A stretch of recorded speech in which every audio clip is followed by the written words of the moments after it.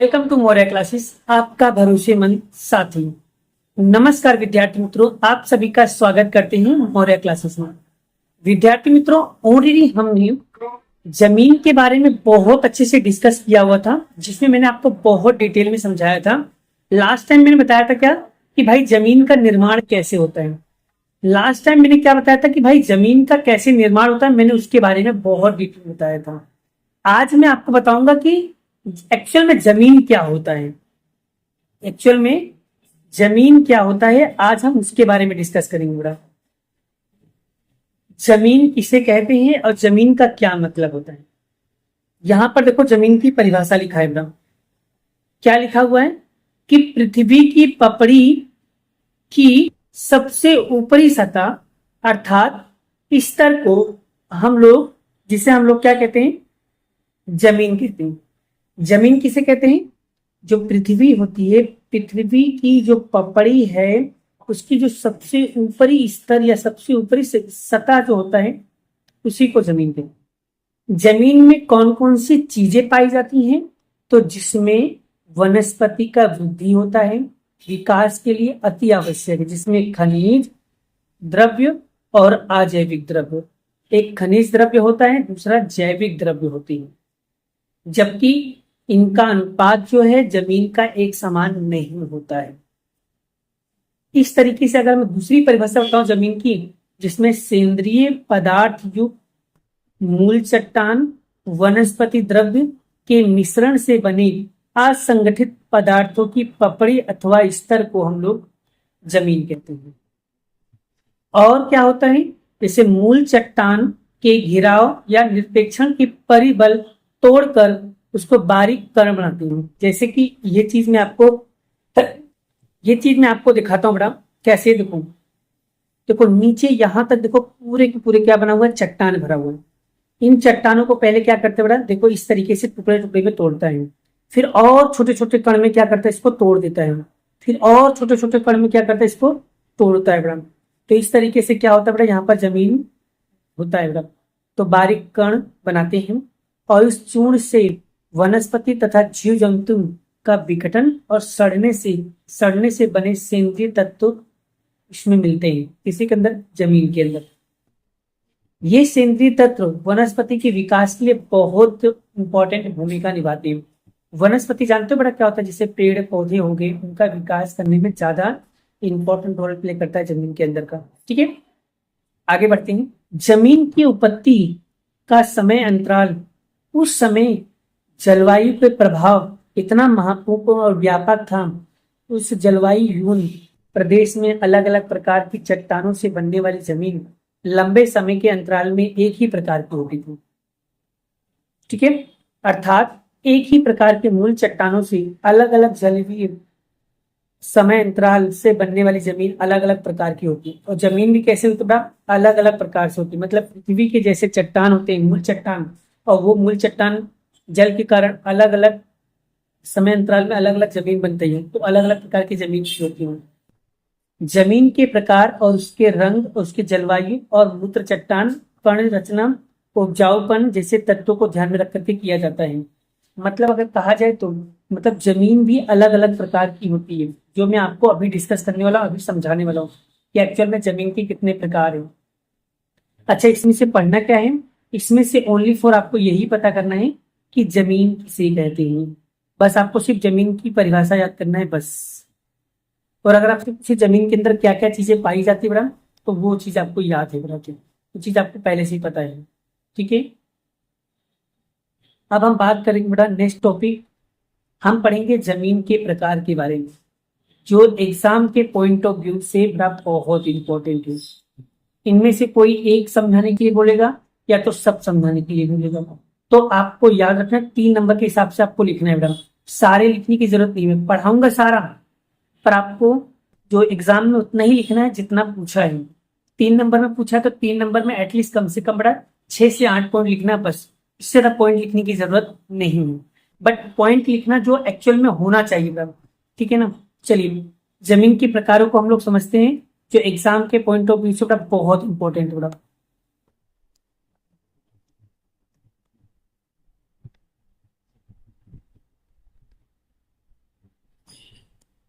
ठीक है। चलिए, वर्तमान समय में भारतीय कृषि संशोधन परिषद, याद रखना, भारतीय कृषि संशोधन परिषद, जिसका नाम क्या दिया, ICAR, ये एग्जाम में फुल फॉर्म पूछा जाता है बेटा, सो प्लीज इसे सभी लोग याद कर लेना, MCQ में आता है बेटा। भारत की जमीनों को 8 प्रकार से बांटा गया। भारत की जो जमीन है बेटा, कितने प्रकार से बांटा गया, 8 प्रकार के विभाग, जिसमें पर्वतीय जमीन और जंगल प्रकार की जमीन और पर्वतीय क्षेत्र में अलग अलग ऊंचाई पे दिखाई देती है। तो 8 कौन कौन से प्रकार है, जिसमें पहला प्रकार है बेटा कांप की जमीन, दूसरा क्या है, लाल जमीन, तीसरा काली जमीन, चौथा लेटेराइट जमीन, पांचवा रेगिस्तान जमीन, छठा पर्वतीय जमीन, सातवां जंगल प्रकार की जमीन और आठवां दलदलीय प्रकार या दलदलीय या तो पीट प्रकार की जमीन मानी जाती है बेटा। तो इन सभी जमीनों के बारे में बेटा मैं आपको डिटेल वाइज समझाता हूं और मैं बताऊंगा एक्चुअल में किस तरीके की जमीन होती है बेटा, ठीक है ना, क्लियर हो रहा है ना। चलिए, मैं आप लोगों को सभी जमीनों के बारे में एक एक करके हम लोग समझते हैं। सबसे पहले हम लोग पढ़ेंगे कांप की जमीन के बारे में, कांप की जमीन क्या होता है, कैसा दिखता है और भारत में कितने प्रतिशत क्षेत्रफल में फैला हुआ है, वो सारी चीजें हम लोग समझेंगे, ठीक है ना। वैसे मैं आपको बता दूं काली जमीन दिखता कैसे बेटा, वो भी देख लो। ये जो काली जमीन है बेटा, कांप की जमीन है, वो किस तरीके से दिखता है बेटा, वो इस तरीके से दिखता है, जो नॉर्मल वे में बेटा हम कहीं भी मिल जाता है ऐसी जमीन की। ये जमीन की ये जो मिट्टी दिख रही है, ऐसी मिट्टी हमको कहीं भी देखने को मिल जाती है, हर जगह पे देखने को मिलता है बड़ा ऐसी मिट्टी, आप देख सकते हो बड़ा,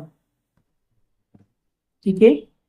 ये देखो बड़ा, इस तरीके से देखने को मिल जाता है बड़ा, क्लियर।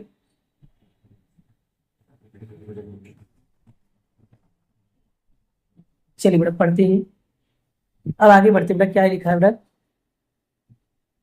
कांप की जमीन क्या होती है। इस प्रकार की जमीन भारत के कुल क्षेत्रफल, याद रखना, भारत के कुल क्षेत्रफल में लगभग 43% क्षेत्रफल में फैला हुआ है। यानी कांप की जमीन भारत में लगभग 43% क्षेत्रफल में फैला हुआ है, पहला। और ये कहाँ कहाँ से निकला हुआ, ध्यान रखिए। अगर पूर्व की साइड बात करूं, पूर्व में, तो पूर्व में है ब्रह्मगुप्त घाटी से शुरू होता है, ब्रह्मगुप्त घाटी से शुरू होकर के पश्चिम, मतलब पूरब में ब्रह्मगुप्त घाटी से शुरू होता है, पश्चिम में सतलज नदी तक उत्तर भारत का मैदान, फिर उसके बाद पूरब पश्चिम, फिर उसके बाद दक्षिण भारत में जो है नर्मदा, तापी, महानदी, गोदावरी, कृष्णा, कावेरी घाटी जैसे क्षेत्रों में, महानदी, गोदावरी, कृष्णा, कावेरी क्षेत्रों में, महानदी, गोदावरी, कृष्णा, कावेरी मुख्य त्रिकोणीय प्रदेश, इस प्रकार की जमीन आई हुई है। मतलब इस जगह पे दक्षिण भारत में नर्मदा हो गया, तापी हो गया, महानदी हो गया, गोदावरी हो गया, कृष्णा हो गया, कावेरी नदी हो गया, इस जगह के क्षेत्रों में अगर आप जाओगे तो वहां पर आपको ज्यादातर बड़ा कांप की जमीन देखने को मिलेगा।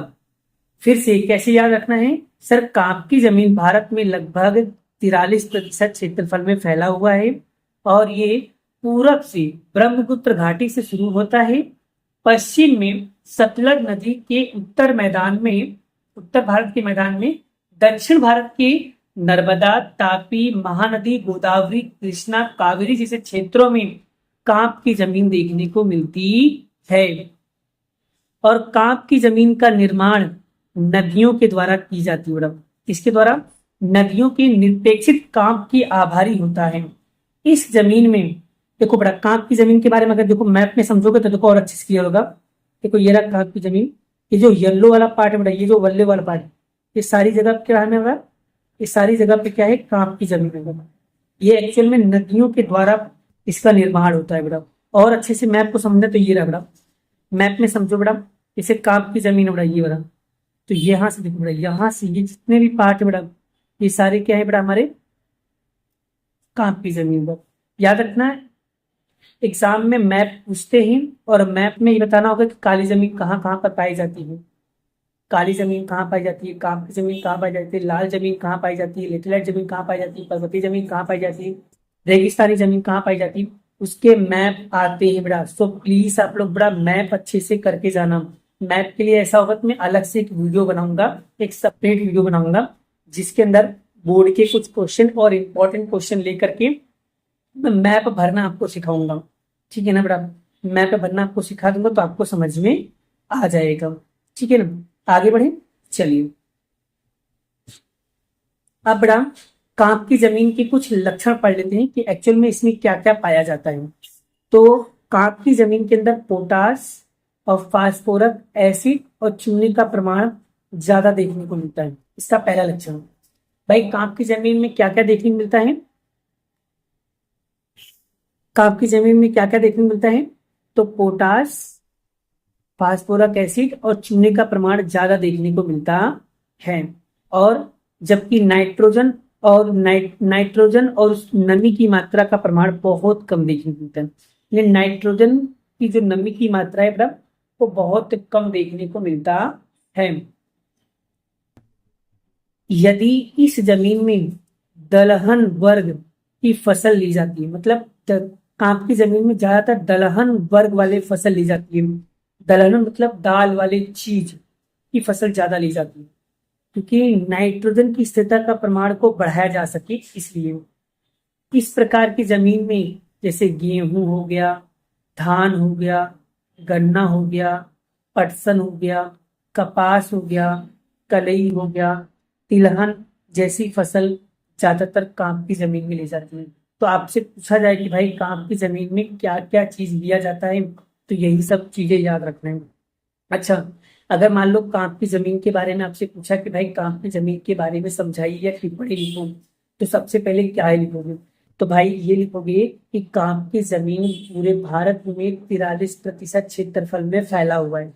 इसकी शुरुआत कहाँ से थी, पूरब से। पूरब में ही ब्रह्मगुप्त घाटी से लेकर पश्चिम में सतलज नदी के घाटी और उत्तर भारत मैदान में, जिसमें पश्चिम भारत में नर्मदा है, तापी है, गोदावरी है, कृष्णा नदी है, कावेरी नदी है। इन सभी क्षेत्रों में बड़ा ये नदी मतलब पाई जाती है। और इस नदी का निर्माण क्या बोलते हैं, नदियों के द्वारा किया जाता है। नदियों के मतलब कांप की जमीन में कौन कौन से लक्षण पाए जाते हैं, तो पोटास, फास्फोरस एसिड और चूने का प्रमाण ज्यादा देखने को मिलता है। नाइट्रोजन नमी की मात्रा कम देखने को मिलती है। और इस जमीन के अंदर दलहन जैसे वर्गों की फसल ज्यादा ली जाती है, जिससे नाइट्रोजन गैस को क्या करा जाए, बढ़ाया जा सके। और इस प्रकार की जमीन के अंदर गेहूं हो गया, धान हो गया, गन्ना हो गया, पटसन हो गया, कपास हो गया, मकई और तिलहन जैसे फसल ज्यादा ली जाती है बड़ा। तो इसका याद रखना बड़ा। क्लियर। अब हम बात करेंगे बड़ा लाल जमीन क्या होता है। लाल जमीन भारत के अंदर लगभग 19% क्षेत्रफल में फैला हुआ है।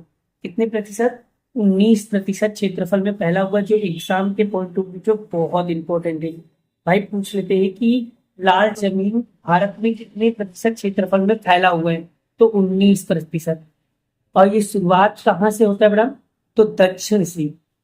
दक्षिण के द्वीपकल्प में तमिलनाडु से लेकर उत्तर में बुलंदखंड तक और पूरब में राजमहल पहाड़ियों के पश्चिम में कच्छ तक फैली हुई है। फिर से दक्षिण से शुरू करेंगे द्वीपकल्प में, और वहां से तमिलनाडु से लेकर के उत्तर में, उत्तर से बुलंदखंड के पूरब में, और पूरब में राजमहल की पहाड़ियों में पूरब से आएगा पश्चिम, पश्चिम में आएगा पश्चिम। यानी दक्षिण में है द्वीपकल्प तमिलनाडु से लेकर, और उत्तर में बुलंदखंड, और पूरब के अंदर राजमहल की पहाड़ी, और पश्चिम में है कच्छ तक फैला हुआ है। यानी दक्षिण, उत्तर, पूरब, पश्चिम, ये चारों जगह फैला हुआ है लाल जमीन। लाल जमीन दिखता किस तरीके से बड़ा, देख लो बड़ा, लाल जमीन इस तरीके से दिखता है बड़ा। आप देख लो बड़ा, लाल जमीन किस तरीके का दिखाई देता है बड़ा, तो लाल जमीन इस तरीके का दिखाई देता है। और राजस्थान में इस प्रकार की जमीन दिखाई देती है, मतलब 90% केसेस में ज्यादातर ये राजस्थान में ज्यादा दिखाई देती है बड़ा। और इस जमीन में फेरिक ऑक्साइड क्या होता है बड़ा, इस जमीन के अंदर क्या पाया जाता है, फेरिक ऑक्साइड उपस्थित के कारण इसका रंग कैसा होता है, लाल। आपसे पूछेगा भाई लाल रंग का जमीन लाल क्यों हो जाता है, तो फेरिक ऑक्साइड के कारण इसका रंग लाल हो जाता है, तथा वह नीचे जाने के लिए रंग क्या बदलते हैं, पीले रंग में बदलता है। जब जैसे जैसे नीचे जाता है वैसे वैसे ये पीला रंग बदलता है। क्यों, इसका रीजन जानो। देखो इन जमीन के अंदर हम लोग चूना, कंकड़ और कार्बोनेट नहीं पाए जाते हैं। चूना, कंकड़ और कार्बोनेट इस जमीन में नहीं पाया जाता। इस जमीन के अंदर मैग्नीशियम, फास्फेट, नाइट्रोजन और पोटास की कमी देखने को मिलती है। मतलब ये सब चीजें बहुत कम देखने को मिलती है। अच्छा, ऐसे जो जमीन है बड़ा, ऐसे जमीन में कौन सी फसल लेंगे, तो बाजरी, कपास, गेहूं, ज्वार, अलसी, मूंगफली, आलू की फसल हम लोग ज्यादा ले सकते हैं। यानी इसके अंदर ज्यादा, जैसे गेहूं उगा सकते हो, ज्वार, अलसी, मूंगफली, ठीक है, बाजरी, कपास, ये सारी चीज इसके अंदर हम लोग उगा सकते हैं। तो बड़ा लाल जमीन क्लियर हुआ बड़ा। अब हम पढ़ेंगे काली जमीन के बारे में। काली जमीन क्या है बड़ा, उससे भी हम लोग अच्छे से समझ लेते हैं। काली जमीन को बड़ा दूसरे रेगुर जमीन के नाम से जाना जाता है। ये पहला पॉइंट याद रखना। काली जमीन का दूसरा नाम क्या है, रेगुर जमीन। और जो काली जमीन भारत में लगभग 15% क्षेत्रफल में फैला हुआ है। और इस काली जमीन का जो मतलब किस तरीके से बना था, तो जमीन के उत्खनन के लावा से बिछोने से हुआ है।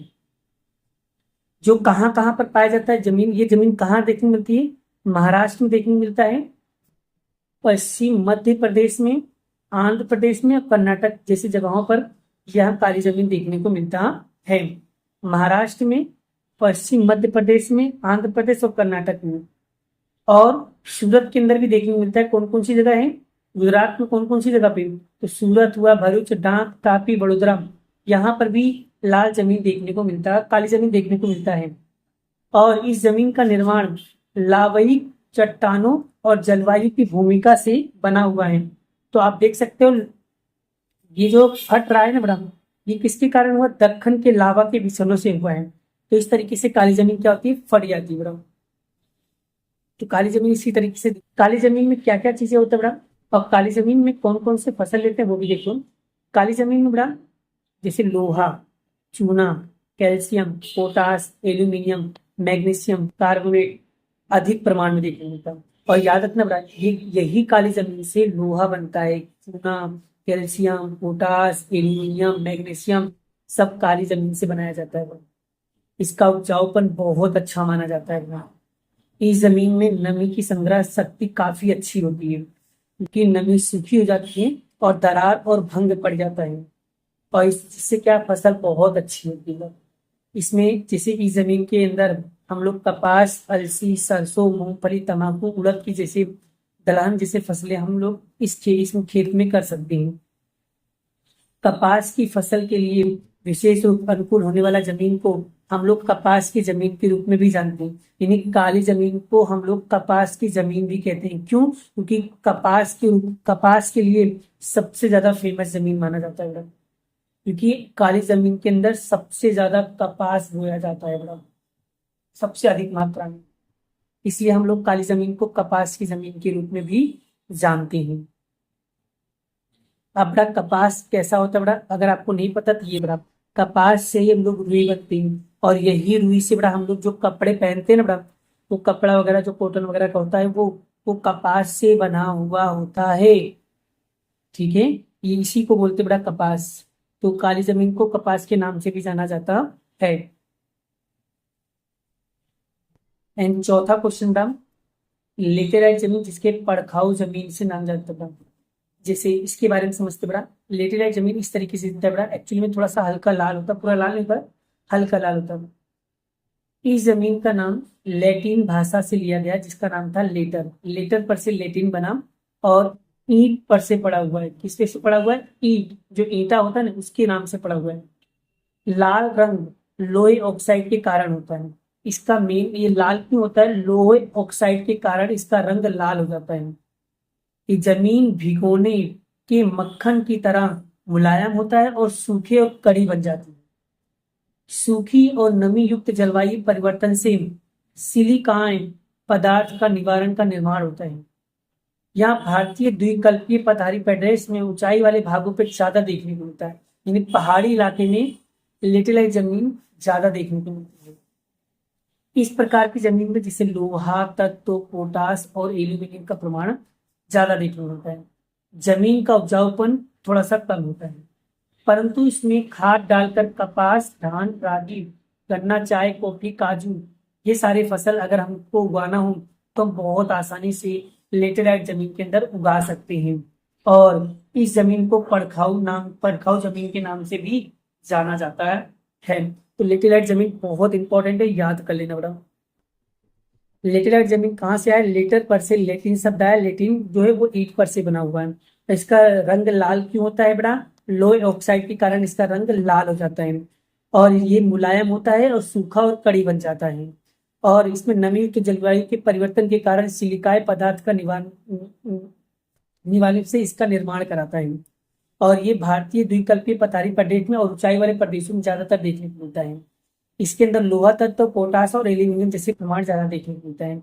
जमीन का उपजाऊपन कम हो जाता है। इसके अंदर अगर बात करो खाद डालकर इसमें अंदर कपास की फसल ले सकते हो, धान, रागी, गन्ना, चाय, कॉफी, काजू की फसल हम लोग इसके अंदर ले सकते हैं बड़ा। और इसी को हम लोग बड़ा पड़खाऊ जमीन के नाम से भी जानते हैं। अब आते हैं बड़ा रेगिस्तानी प्रकार की जमीन, जो एग्जाम के पॉइंट ऑफ व्यू से क्या है? इंपॉर्टेंट है। रेगिस्तानी आप देख सकते हो बड़ा, इस तरीके का रेगिस्तानी प्रकार की जमीन देखने को मिलती है। रेगिस्तान कैसा होता है बड़ा? एक तो सूखा भी होता है और अर्ध सूखा भी होता है। सूखा और अर्ध सूखा क्या होता है? सूखा और अर्ध सूखा, यानी यह जमीन शुष्क और अर्ध शुष्क वाली परिस्थिति में होती है। कैसा होता है रेगिस्तानी? शुष्क और अर्ध शुष्क वाली परिस्थिति में होती है। यह जमीन रेतीली और कम उपजाऊ, मतलब ये रेगिस्तान की पूरी पूरी जमीन रेतीली टाइप में होती है और कम उपजाऊपन होता है। घुलनशील क्षारों का प्रमाण ज्यादा होता है, मतलब यहाँ पर पानी डालोगे ना तो ये पानी को सोख लेगा। पानी को क्या कर लेगा? सोख लेगा। और सोखने के कारण ये घुलनशील बन जाता है।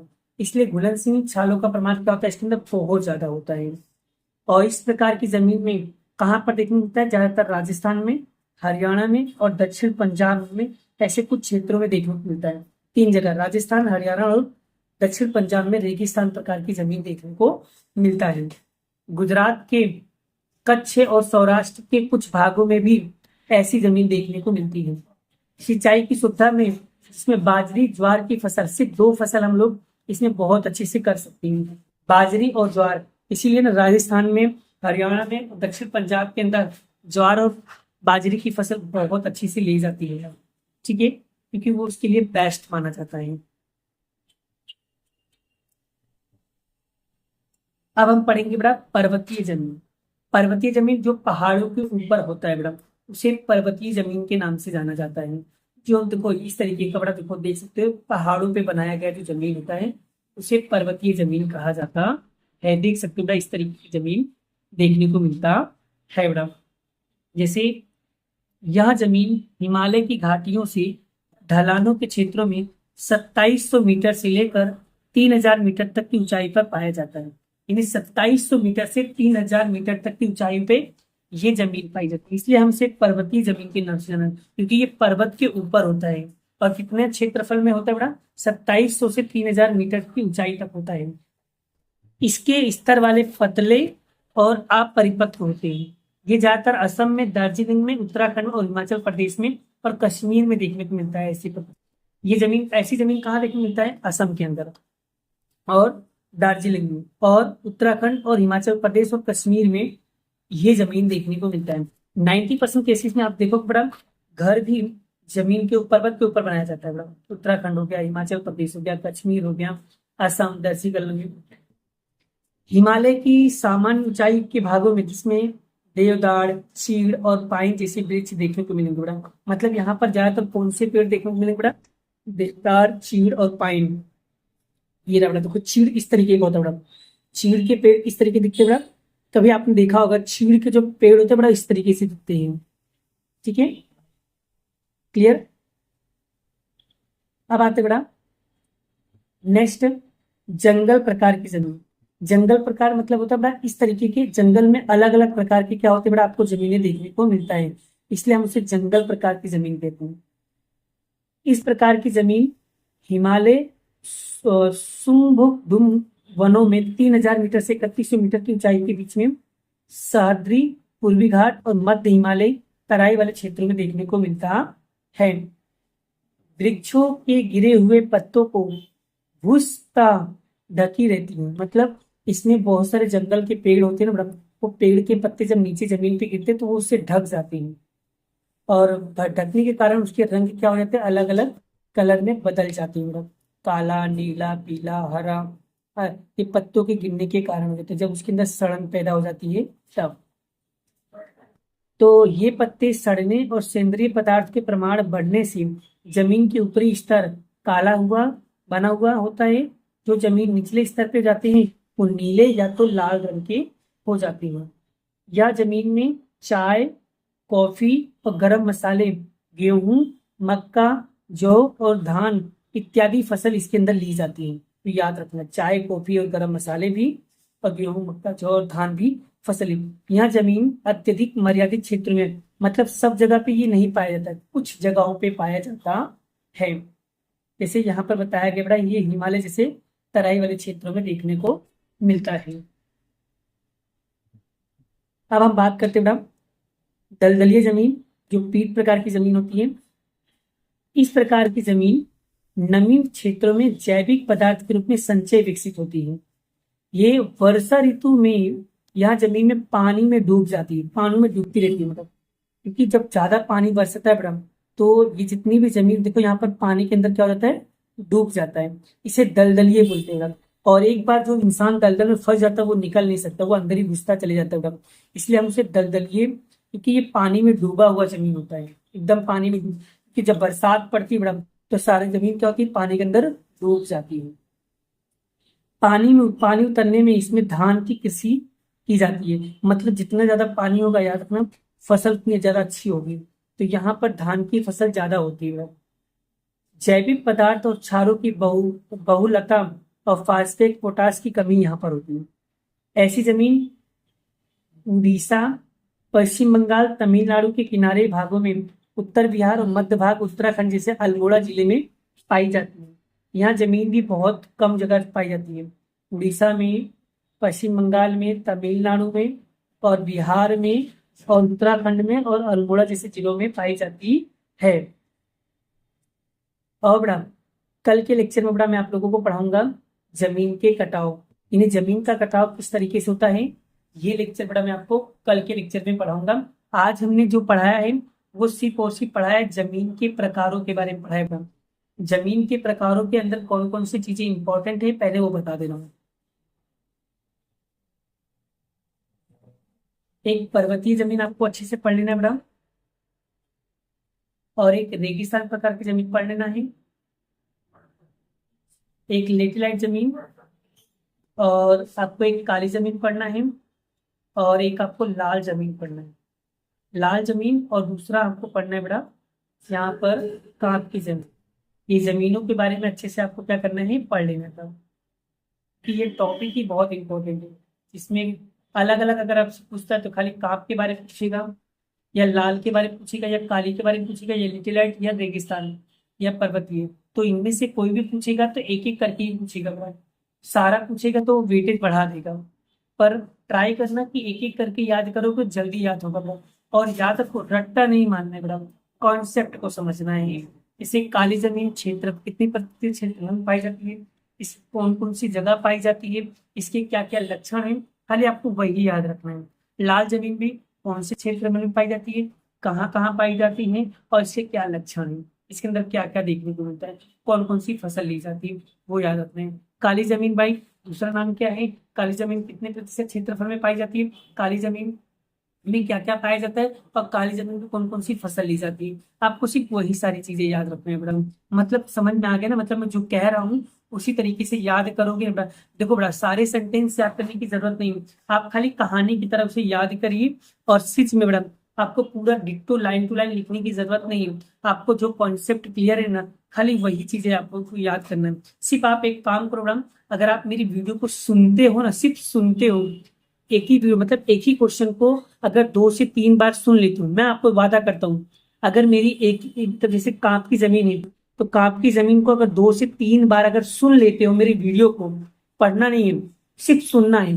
अगर आपने सुन लिया खाली 2 से 3 बार वीडियो को पॉज करके के बार बार रिपीट करके, अगर खाली एक क्वेश्चन या कोई भी क्वेश्चन अगर आप तुम सिर्फ सुनते हो, सुनने से बड़ा आपको क्या हो जाएगा, वो टॉपिक आपका क्या हो जाएगा, याद हो जाएगा। आपको विश्वास नहीं तो एक बार ट्राई करके देख लो, शायद ट्राई करने से शायद आपके कॉन्सेप्ट क्लियर हो जाए।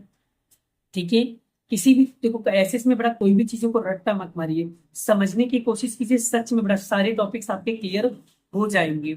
ठीक है ना। और फिर उसके बाद बड़ा मैं ऐसे ही आप लोगों के लिए इंपॉर्टेंट क्वेश्चन की वीडियो भी लाने वाला हूँ, धीरे धीरे करके सारे चैप्टर वाइज बड़ा मैं आईएमपी क्वेश्चन भी आप लोगों के सामने बनाने वाला हूँ, समझाऊंगा, टेंशन मत लो बड़ा, सब चीजें कराऊंगा, आप लोग बेफिक्र हो जाइए। ठीक है ना बड़ा। चलिए आज के लिए इतना ही, मिलते हैं नेक्स्ट वीडियो में नेक्स्ट लेक्चर के साथ। जय श्री कृष्ण, राधे कृष्ण की जय, जय माता दी दोस्तों, राधे राधे।